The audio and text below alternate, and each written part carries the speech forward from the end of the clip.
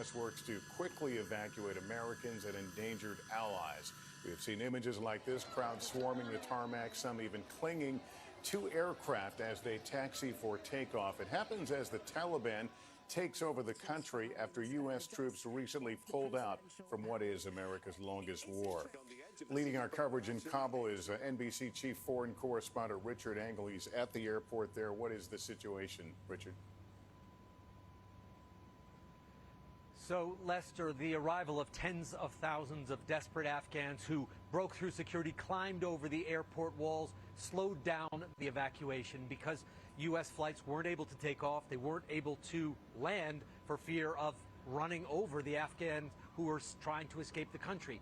But throughout the day, the U.S. military and the Taliban have been trying, not working together, but trying to accomplish the same goal, which is to clear off the runway, get those people out so that those flights can resume. The Taliban wants U.S. troops out of here as well. And just a few moments ago, I heard an American transport land. So that suggests that the United States and the Taliban were able to clear out the airport and get those flights moving again. Thank you. Let's take it to the East Room of the White House. Here's the president. That have taken place in the last week and the steps we're taking to address the rapidly evolving events.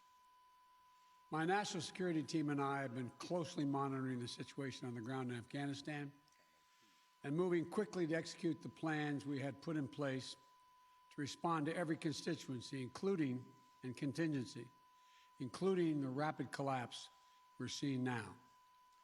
I'll speak more in a moment about the specific steps we're taking, but I want to remind everyone how we got here and what America's interests are in Afghanistan. We went to Afghanistan almost 20 years ago with clear goals. Get those who attacked us on September 11, 2001, and make sure al-Qaeda could not use Afghanistan as a base from which to attack us again.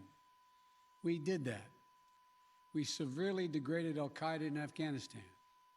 We never gave up the hunt for Osama bin Laden, and we got him. That was a decade ago. Our mission in Afghanistan was never supposed to have been nation building. It was never supposed to be creating a unified, centralized democracy. Our only vital national interest in Afghanistan remains today what it has always been: preventing a terrorist attack on America's homeland. I've argued for many years that our mission should be narrowly focused on counterterrorism, not counterinsurgency or nation building. That's why I opposed the surge when it was proposed in 2009 when I was vice president. And that's why, as president, I'm adamant we focus on the threats we face today in 2021, not yesterday's threats. Today, the terrorist threat has metastasized well beyond Afghanistan. Al-Shabaab in Somalia, al-Qaeda in the Arabian Peninsula, al-Nusra in Syria, ISIS attempting to create a caliphate in Syria and Iraq, and establishing affiliates in multiple countries in Africa and Asia. These threats warrant our attention and our resources. We conduct effective counterterrorism missions against terrorist groups in multiple countries where we don't have permanent military presence. If necessary, we'll do the same in Afghanistan. We've developed counterterrorism over-the-horizon capability that will allow us to keep our eyes firmly fixed on the direct threats to the United States in the region and act quickly and decisively if needed. When I came into office, I inherited a deal that President Trump negotiated with the Taliban. Under his agreement, U.S. forces would be out of Afghanistan by May 1, 2021, just a little over 3 months after I took office. U.S. forces had already drawn down during the Trump administration from roughly 15,500 American forces to 2,500 troops in country. And the Taliban was at its strongest militarily since 2001. The choice I had to make as your president was either to follow through on that agreement or be prepared to go back to fighting the Taliban in the middle of the spring fighting season. There would have been no ceasefire after May 1. There was no agreement protecting our forces after May 1. There was no status quo of stability without American casualties after May 1. There was only the cold reality of either following through on the agreement to withdraw our forces or escalating the conflict and sending thousands more American troops back into combat in Afghanistan, lurching into the third decade of conflict. I stand squarely behind my decision. After 20 years, I've learned the hard way that there was never a good time to withdraw U.S. forces. That's why we're still there. We were clear-eyed about the risks. We planned for every contingency, but I always promised the American people that I would be straight with you. The truth is, this did unfold more quickly than we had anticipated. So what's happened? Afghanistan political leaders gave up and fled the country. The Afghan military collapsed, sometime without trying to fight. If anything, the developments of the past week reinforced that ending U.S. military involvement in Afghanistan now was the right decision. American troops cannot and should not be fighting in a war and dying in a war that Afghan forces are not willing to fight for themselves. We spent over $1 trillion. We trained and equipped an Afghan military force of some 300,000 strong, incredibly well equipped, a force larger in size than the militaries of many of our NATO allies. We gave them every tool they could need. We paid their salaries, provided for the maintenance of their Air Force, something the Taliban doesn't have. Taliban does not have an Air Force. We provided close air support. We gave them every chance to determine their own future. What we could not provide them was the will to fight for that future. There's some very brave and capable Afghan special forces units and soldiers. But if Afghanistan is unable to mount any real resistance to the Taliban now, there is no chance that 1 year, 1 more year, 5 more years, or 20 more years of U.S. military boots on the ground would have made any difference. Here's what I believe to my core. It is wrong to order American troops to step up when Afghanistan's own armed forces would not. The political leaders of Afghanistan were unable to come together for the good of their people, unable to negotiate for the future of their country when the chips were down. They would never have done so while U.S. troops remained in Afghanistan, bearing the brunt of the fighting for them. And our true strategic competitors, China and Russia, would love nothing more than the United States to continue to funnel billions of dollars in resources and attention into stabilizing Afghanistan indefinitely. When I hosted President Ghani and Chairman Abdullah at the White House in June, and again when I spoke by phone to Ghani in July, we had very frank conversations.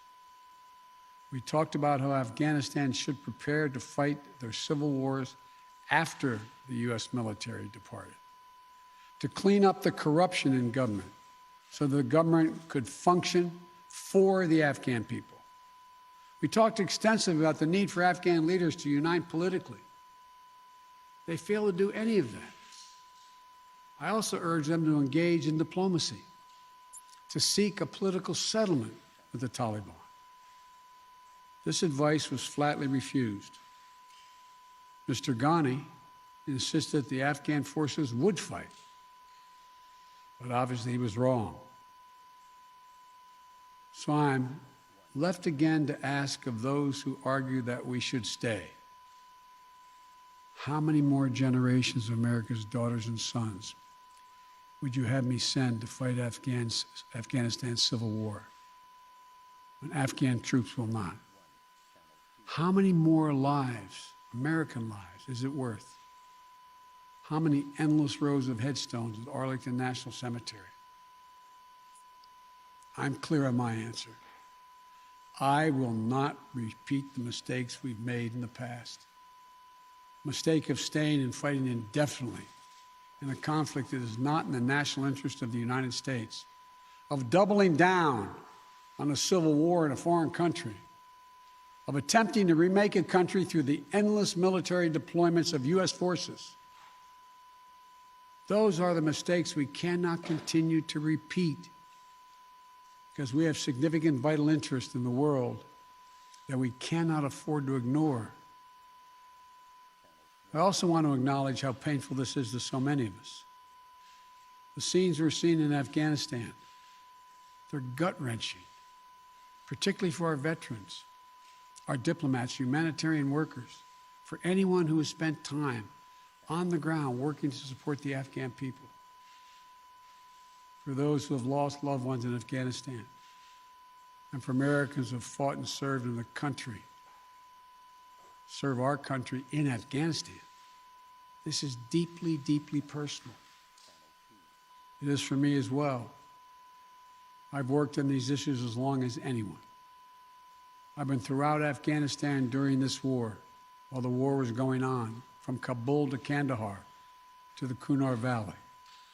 I've traveled there on 4 different occasions. I met with the people. I've spoken to the leaders. I spent time with our troops. And I came to understand firsthand what was and was not possible in Afghanistan. So now we're focused on what is possible. We will continue to support the Afghan people. We will lead with our diplomacy, our international influence, and our humanitarian aid. We'll continue to push for regional diplomacy and engagement to prevent violence and instability. We'll continue to speak out for the basic rights of the Afghan people, of women and girls, just as we speak out all over the world. I've been clear, the human rights must be the center of our foreign policy, not the periphery. But the way to do it is not through endless military deployments.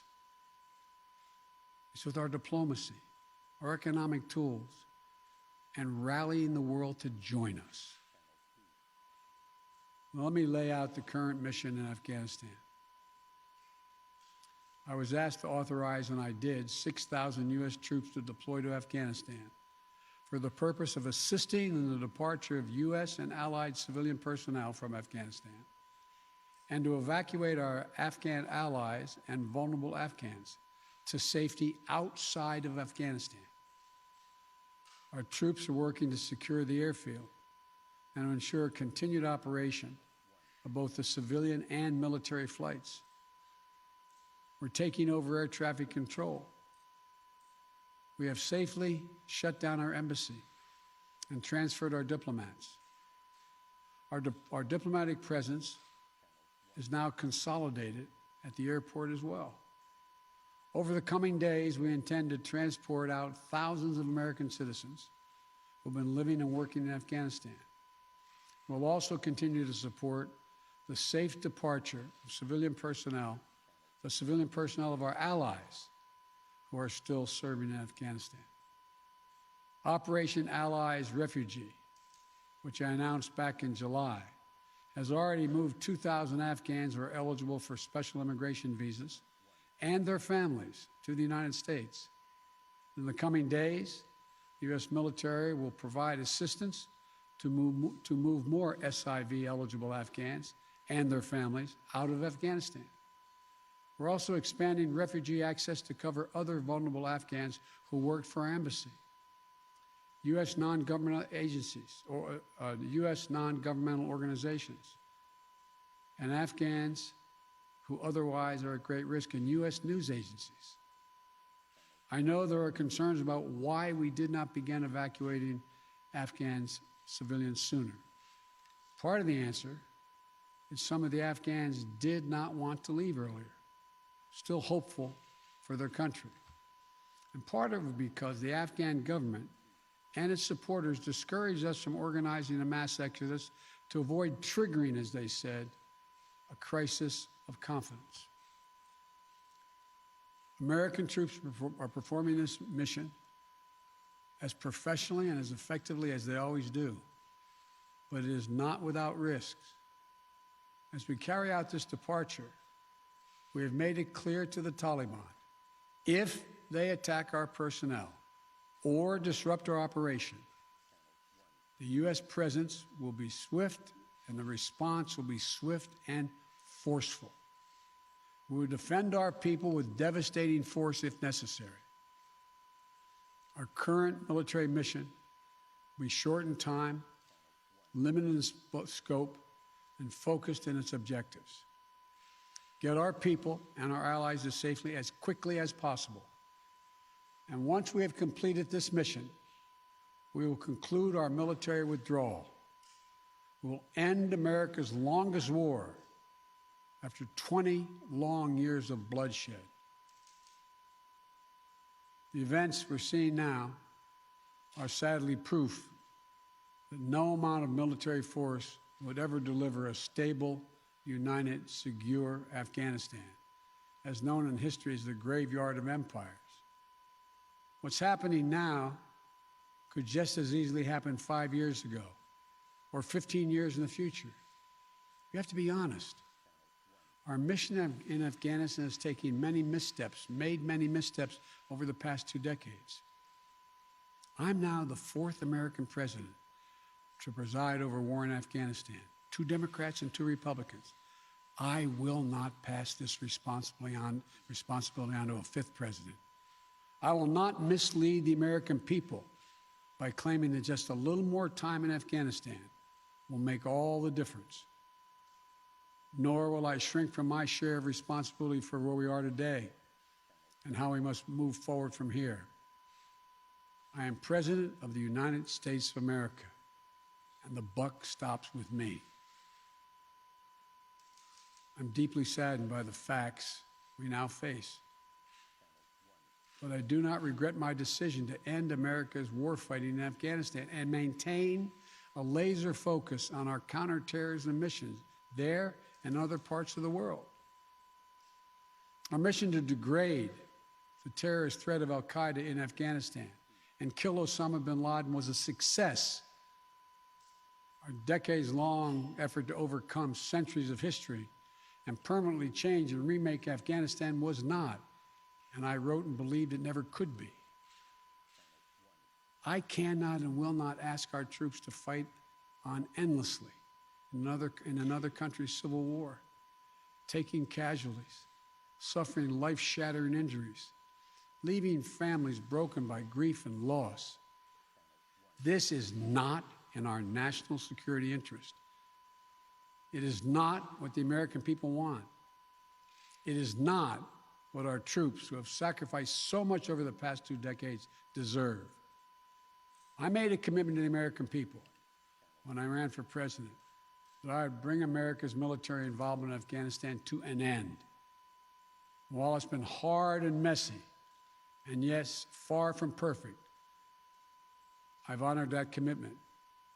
More importantly, I made a commitment to the brave men and women who serve this nation that I wasn't going to ask them to continue to risk their lives in a military action that should have ended long ago.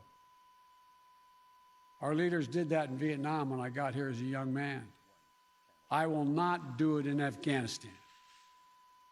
I know my decision will be criticized, but I would rather take all that criticism than pass this decision on to another president of the United States, yet another one, a 5th one. Because it's the right one, it's the right decision for our people, the right one for our brave service members who risk their lives serving our nation, and it's the right one for America. Thank you. May God protect our troops, our diplomats, and all brave Americans serving in harm's way.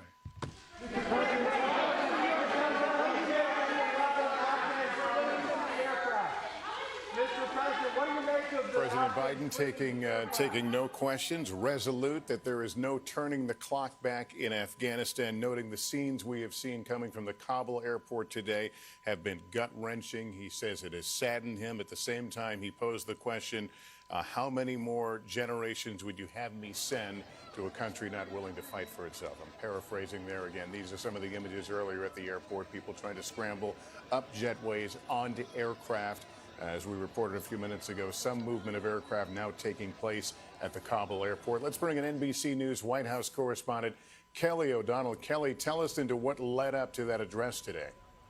Well, so much pressure building on the president to make these remarks. And what we saw was a president defiant against his critics in both parties about his decision, doubling down on his call to withdraw U.S. troops, also acknowledging that he did not and his advisors did not fully appreciate how quickly Afghanistan would fall to the Taliban. What the president did not do is explain why this has been such a devastating unfolding at the airport and what he will do right now. Now, what he's talking about is supporting additional troops to free the Americans who are there, as well as allies of the U.S. who have been at real risk.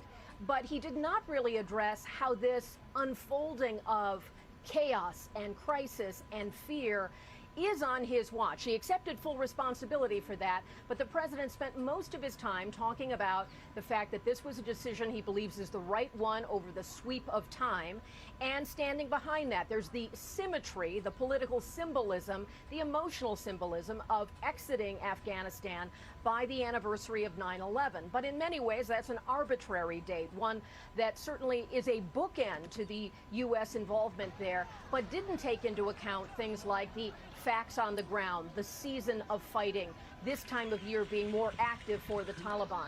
For President Biden, there is real political pressure here, with voices across the political spectrum saying, even if he is right about his call as commander-in-chief to exit U.S. forces from this active war, that the handling of this period is something that will certainly be on his watch and something he will have to take credit for and take all of the slings and arrows that come with it.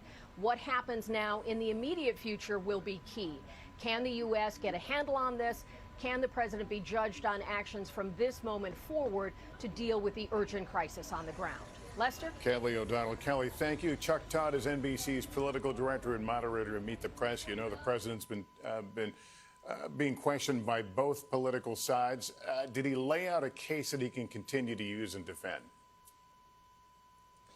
Well, look, I thought his best argument was the fact that, hey, look at how the Afghan army wasn't ready. The Afghan people didn't want this.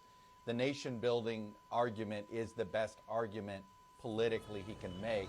But I want to concur with what Kelly said, which was the big gap in his remarks was not explaining why this is so chaotic. Yes, he admitted that they didn't expect this to unravel this fast. They perhaps had too much faith in Afghan leaders. Spent a lot of time blaming the Afghans. By the way, over the weekend, the president put out a printed statement that was very tough and seemed to pass the buck to President Trump, saying President Trump almost implying that President Trump tied his hands. What I thought was interesting here is he did not, while he noted that it's his predecessor that negotiated with the Taliban, he also said this is proof that there was never a good time to draw down, essentially almost admitting that whoever attempted a withdrawal, because he needs to almost make this argument if he wants to make the case that, hey, this was going to be chaotic no matter who did it. He almost said making the case that this chaos was inevitable, considering what we saw. Look, he is now up against sort of history at this point. Anything that emanates, what happens, I think the next month here, Lester, is going to be horrendous for him, public relations-wise. This is going to be a propaganda tool on the 20th anniversary of 9/11 with Al-Qaeda, with these prisoners being released, with the Taliban there. I think this is going to be a tough month. The question is he right? Is he able to do counterterrorism without being in country? That's going to be the big test and the long-term test of whether he made the right call or not. All right, Chuck, thanks. It's notable the president also sent a warning to the Taliban today about any attacks on American or American interests during this period would result in a swift American response. Let's go to NBC's chief foreign affairs correspondent, Andrea Mitchell. She is at the State Department. What's the thinking there tonight? Well, the State Department has been very defensive about why they were so slow to get those special visas for Afghan translators and others who would work with the U.S. military. And that is a criticism that he has not really addressed. Bipartisan criticism, I should add, from Democratic members of Congress who have said that they passed legislation in July specifically to speed this up. And it's not just them, of course, it's the women, the girls who are left behind and don't even qualify for those special visas. So he hasn't really addressed the Afghan people while criticizing, understandably, the political leadership in Afghanistan and the Afghan military. Also, he said that the original mission to make sure that there could never be another 9/11, an attack on the homeland from this country as this base for terror, and that was accomplished 10 years ago with the killing of Osama bin Laden, and that could still be accomplished from, quote, over the horizon, from outside the country.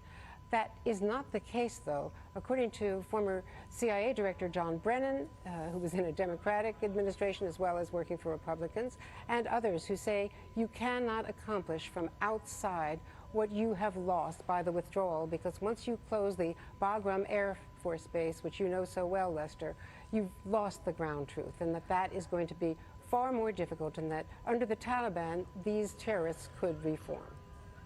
Lester? Andrea, thank you. Let's get to NBC's chief foreign correspondent, Richard Engel, who's on the ground in Kabul. Richard, we talked to you a moment ago. You said it sounds like planes are flying again. Are they in any danger from ground fire from the Taliban? They are in danger, but we've seen some harassing fire from the Taliban. It seems like mostly celebratory fire going up at the planes to annoy them, to show the Taliban that they have strength. But we have not seen any kind of rockets or anti-aircraft fire. Now, the Taliban has those kind of weapons. They could bring them in, but they have not done that so far. And just over the last several minutes, we've seen several or heard several jets come in. You might be able to hear one of them behind me right now. It's quite faint, but they've been coming in at a very rapid clip. They land, they're on the ground for a couple of minutes, and they take off. So it seems like the United States is now trying to make up for time that was lost while the airport was overrun today with people trying to escape. The biggest thing that people here in Kabul are going to hear is that President Biden said that human rights are the center of his administration. People today were trying to escape with their lives. They fear that the U.S., or they believe that the U.S. has abandoned them, abandoned hope, abandoned women in this country, and they will say, how could it possibly be, faced with the scenes we saw at this airport just a few hours ago, that the president comes on national television and makes an address and says human rights are the cornerstone of his policy. And Richard, from what you've seen there, are the Taliban in such numbers that this appears like an occupation, or is their appearance scattered throughout the city? They are trying to present themselves not as an occupation, but as the new government. And they are going around, in some cases, knocking on doors, trying to be friendly. They are smiling. They are driving around in their vehicles with the white Taliban flag. They are telling people not to be afraid. They are encouraging Afghans, including Afghan translators, to stay, and said that they won't be punished.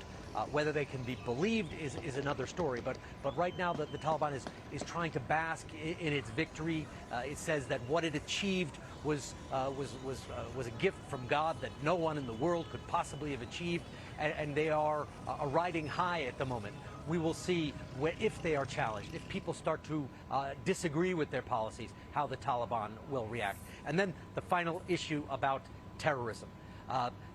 It's not just about territory. It's not just about being on the ground. It is the symbolic victory.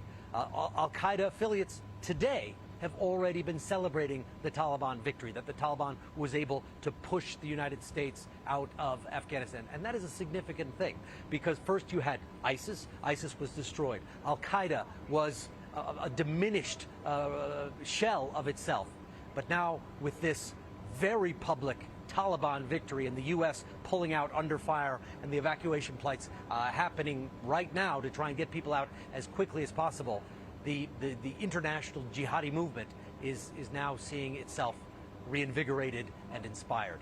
Okay, Richard Engel in Kabul, thank you. I spoke earlier with General David Petraeus, who's one of America's former military commanders in Afghanistan. Well, General Petraeus, let me begin by asking you point blank, did the U.S. just lose the war in Afghanistan? Well, certainly the outcome, I think, is catastrophic.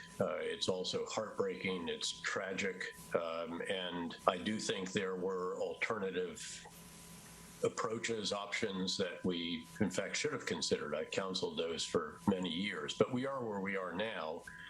And I think what's most important at this moment in time is to realize that there are many that we have so far left behind, and we must do everything we can with all the resources available to us to ensure that we meet the moral obligation to them. Part of my conversation with General Petraeus earlier, I want to bring in now Admiral James STAVRIDIS, who's NBC's chief international security and diplomacy analyst. He previously served as NATO's Supreme Allied Commander with responsibility for Afghanistan, and we're grateful you're joining us today. Can you give us a sense of the operation underway now at that airport in Kabul, how risky it is, how well prepared the U.S. is to carry out these kinds of missions? We're very well prepared, Lester, but don't underestimate the risk here. The Biden administration is one C-17 crash, one firefight, one bomb going off away from a disaster. And that's what concerns me, and I'm sure that's what's going to keep the president up at night for the next few weeks until, and hopefully we can consummate the plan that he laid out. We've got to secure this perimeter. 6,000 troops ought to be able to do that. My guess is the Taliban, who want to show Taliban 2.0 is kinder, gentler, listening to their better angels. I don't believe it. But for the moment, tactically, they want to demonstrate that. So it's in their interest as well. I think when you put all that together, the odds are better than even that we'll get through this over the next couple of weeks. Dave Petraeus, my good friend, is precisely correct. The tactical objective now is to get the Americans out, get our allies out, and get the Afghans who stood with us out. We have the capability to do that. It's going to be challenging if something suddenly goes bang in the night. Let's hope this one comes off well. All right, Admiral STAVRIDIS, thank you very much for talking to us. And that concludes our coverage of President Biden's address to the nation on Afghanistan. We'll, of course, have much more tonight on NBC Nightly News as the story continues to unfold, including more of my interview with General David Petraeus. I'm Lester Holt, NBC News, New York. Good day, everyone.